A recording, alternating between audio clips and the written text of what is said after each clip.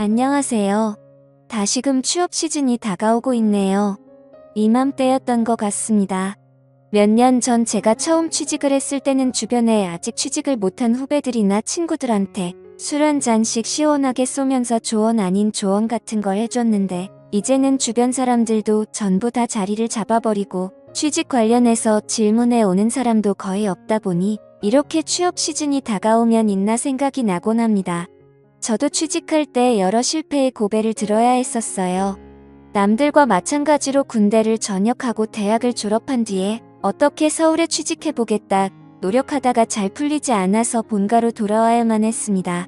더 이상 부모님 신세를 지지 않겠다 했는데 결국 부모님의 품으로 돌아와야 했었지요. 부모님은 일단 뭐라도 해보라면서 아르바이트 같은 거라도 해보길 바라셨는데, 그래도 대학 나온 자존심이 뭐라고 어떻게든 더 취직 준비를 해보려고 했었습니다.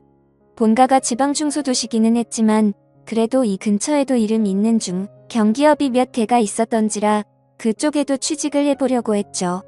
보기 좋게 좋은 직장에 취직하겠다 다짐을 했지만, 사실 취직이 마음먹은 대로 된다면 해마다 뉴스에서 매일같이 청년들이 취업하기 소식을 듣지 않아도 되겠죠. 그래서 원래 다짐했던 것과는 다르게 부모님 집에서 밥만 축내면서 하루하루 부모님 등골을 빼먹으면서 지내게 되었습니다. 어머니는 동네에 있는 작은 교회에 다니셨습니다. 저희 집이 아파트 1층인지라 제가 방에서 공부하고 있으면 듣기 싫어도 바깥에서 나는 소리가 들려요.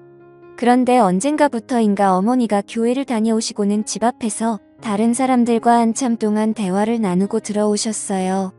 어머니와 대화를 나누는 사람의 목소리를 잘 들어보니 제 또래 정도 되는 여자의 목소리였는데, 알고 봤더니 아파트 같은 동에 새로 이사온 신혼부부가 어머니와 같은 교회를 다니게 되면서 같은 아파트에 살고 계신 어머니와 친하게 지내게 된 거예요. 그 뒤로부터는 교회 가는 날이 아니라도 두 사람이서 자주 어울리고는 했습니다. 아침에 어머니와 함께 근처 카페에 가서 브런치를 먹는다든지 하면서 말이죠. 어머니가 그 신혼부부들을 많이 챙겨주시는 것 같았어요. 시골에서 들어온 과일 같은 것도 매일 따로 담아서 보내주시고 가끔은 반찬이라고 해서 드리고 했습니다. 그 신혼부부도 그냥 맨입으로 넘어가지는 않고 어머니가 뭐를 주실 때마다 작은 선물 같은 걸 사서 보내주고는 했어요. 뭐 그런 식으로 교류가 있다 보니까 제가 마주칠 생각이 없었어도 마주치게 되더라고요. 남편은 회사원이기 때문에 낮에는 일하러 간 듯 싶었고 매번 그녀만 따로 찾아왔었어요. 머리가 덥수룩하게 길어서 미용실에 다녀오는 길에 집 앞에서 담소를 나누고 계신 어머니와 그녀를 처음 마주치게 되었습니다. 제 또래 정도로 보이는 외모였는데 솔직히 나이를 가늠하기 조금 힘들었습니다. 그 당시 제 또래 중에 벌써 결혼을 하는 사람은 별로 없었기 때문인데, 신혼부부라는 걸 알고 있다고 하더라도 겉으로 보기에는 저랑 비슷하거나 3살 정도 차이가 날 것 같은 정도였거든요. 눈이 큼직하고 콧망울이 예쁜 미인형 얼굴이었는데 조금 수수하게 아름다운 편이라서 남자들이 환장하거나 할 만한 타입은 아니었습니다. 조금 똑똑해 보이고 말 붙이기 어려운 여자를 처음 알았을 때의 젊은 선생님 같은 분위기를 가지고 있는 사람이었어요. 그때가 초여름이었는데 민소매로 된 원피스를 입고 있었는데 틀어올린 머리 때문에 목에서 어깨로 떨어지는 곡선이 훤히 보여서 저도 모르게 손에 땀이 나기 시작했어요. 운동을 많이 한 것처럼 보이지는 않았지만 그렇다고 보기 싫은 정도가 아니라 딱 자연스럽게 좋은 느낌이었습니다. 그녀를 처음 본 그날은 그녀가 어머니한테 저번에 주신 반찬 그릇을 돌려주면서 그 안에 쿠키 같은 걸 가득 채워서 돌려주려고 온 날이었어요. 그녀가 반찬을 사르고 돌아오는 저를 딱 마주치고는 어머니한테 아드님이신가 봐요 하면서 단번에 눈치를 채시더라고요. 어머니는 맞다고 하시면서 같이 사는데도 인사를 한 번도 시킨 적이 없다며 호들갑을 떨면서 저에게 어서 인사를 하라고 묻혔습니다. 그녀한테 어색하게 인사를 했는데 그녀가 대뜸 저한테 만나서 반가워라고 하면서 인사도 반말로 해놓고 너 잘생겼네. 여자한테 너 인기 있으면서 약간 애 취급을 하듯이 말을 하더라고요. 끽해야 저랑 3살 정도 차이밖에 나지 않아 보였는데 암만 지가 결혼을 했다고 저를 어린애 취급하는 게 조금 어이가 없었습니다. 잘생겼다고 해주기는 했지만 당연히 그건 입에 발린 소리일 테고, 저는 그녀가 조금 무례하다는 생각이 들어서 아무리 우리 어머니한테 잘하고 매너 있는 척을 해도 그녀는 예에 있는 사람을 가장한 싸가지 없는 사람이라고 생각을 했어요. 어머니는 거의 그녀하고 친구처럼 지내게 되었는데 가끔씩 마주치는 걸 떠나서 언젠가부터는 만나는 횟수가 매일로 바뀌었습니다. 그것도 모자라서 아파트 입구에서 매번 나누던 담소가 언젠가부터는 날이 너무 더워졌다며 어머니가 기어코 그녀를 집 안으로 초대하기 시작했고, 그 이후부터는 그녀가 매일 같이 대낮 시간대에는 저희 집에서 시간을 보내고 가더라고요. 저는 그녀의 아름다운 첫 모습과는 다르게 조금 무례한 첫인상 때문에 그녀가 집에 올 때면 최대한 방 안에 틀어박혀서 화장실도 가지 않고 콧배기도 내비친 적이 없었습니다. 어머니가 나와서 인사를 하라고 몇 번 저한테 시키기도 했는데 저는 그럴 때마다 자는 척을 하면서 못 들은 척을 했어요. 그렇게 되도록 피해왔는데 어쩔 수 없이 그녀와 엮이게 되는 날이 생기게 되었습니다. 잠깐 우체국에 다녀올 일이 생겨서 외출을 하게 되었습니다. 그런데 그 사이에 어머니가 저에게는 말도 없이 나가신 거예요.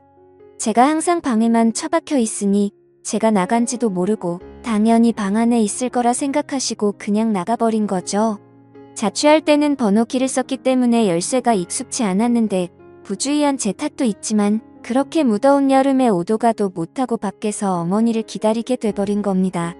전화기도 안 가져 나온지라 뭐 어떻게 하지도 못하고 있었어요. 동네 친구들도 그때쯤 취직한다고 다 고향을 떠나 있던지라 친구들을 찾아갈 수도 없었고 난감했습니다. 그래서 아파트 현관 근처에 있는 벤치에 자리를 잡고 앉아서 어머니를 기다리기 시작했어요. 어머니가 어딜 가신 건지도 모르고 기약 없이 기다려야 되니 아찔하더라고요. 그런데 잠깐 있던 사이에 익숙한 사람 한 명이 제 앞을 지나갔습니다. 어머니랑 친하게 지내는 신혼부부 그녀였어요. 단정한 치마에 펑퍼짐한 티셔츠를 입고 있었는데 아파트 단지 내에서도 보기 드문 스타일이었기 때문에 단번에 그녀임을 눈치챌 수 있었습니다. 사실 첫인상이 안 좋아서 제가 피해왔지만 지금 유일하게 기댈 곳이 그녀밖에 없다는 생각이 들었어요. 그래서 쭈뼛거리면서 그녀를 불러 인사를 건넸습니다. 저를 보더니 생긋 웃으면서 인사를 하는데 그날은 또 웃을 때 보조개가 보인다는 걸 처음 알았네요. 웃는 게 너무 예뻐 보여서 할 말도 까먹고 넋을 잃고 그녀를 쳐다봤습니다. 하지만 이내 또 동네 꼬마에 부르듯 대하는 그녀의 태도에 정신이 번쩍 들더군요. 하지만 그녀 심기를 건드려서 좋을 게 없는 상황이었기에 최대한 참으면서 지금 집 문이 잠겨버려서 그런데 혹시 전화 한 통만 빌릴 수 있느냐고 물어봤어요. 저는 오도 가도 못하는 상황이라 어이가 없는데 그녀는 제 상황이 뭐가 그렇게 재밌는지 깔깔거리며 웃으면서 제 등 쪽을 찰싹찰싹 치더라고요. 또 그런데 막상 요 근래 취직 준비하면서 여자랑 이렇게 가까이서 터치가 있단 게 언제 있던가 싶어서 괜히 기분이 묘해지기도 했습니다. 그녀는 흔쾌히 가방 안에서 전화기를 꺼내 저한테 빌려줬어요. 깜짝 놀란 게 핸드폰 배경화면 사진이 그녀가 바닷가에서 수영복을 입고 찍은 사진이더라고요. 그녀도 그걸 생각도 못한 건지 흠칫하면서 얼마 전에 여름휴가 다녀와서 찍은 사진인데 마음에 들어서 그런 거라며 애써 상황을 모면하더라고요. 아무튼 덕분에 어머니와 통화가 되었는데 어머니는 어쩌냐 하시면서 멀리 나와서 오늘 저녁 늦게나 들어간다고 어디가 있을 때 있으면 가 있으라고 그러고 대충 전화를 끊었습니다. 제가 가 있을 곳이 없어서 절망적인 표정으로 전화를 끊었는데 그녀가 그걸 눈치를 챘나 봐요. 저한테 어디 갈 곳이 없어서 밖에 이러고 있냐고 물어봤어요. 하는 수 없이 그렇다고 대답을 했습니다. 그녀가 어머니와 서로 친하게 지내는 사이인 걸 떠나서 어쨌든 신혼살림 차린 지 얼마 안 된 새댁인데 집에 저 같은 젊은 남자를 들이는 게 부담이 되긴 했는지 잠깐 고민을 하는 것 같더라고요. 그러더니 그녀가 결심을 했는지 날씨가 이렇게 더운데 밖에 어떻게 어머님이 그래도 오시긴 오신다니 그때까지 자기 집에 가 있자고 하면서 제 손을 잡아 끌었습니다.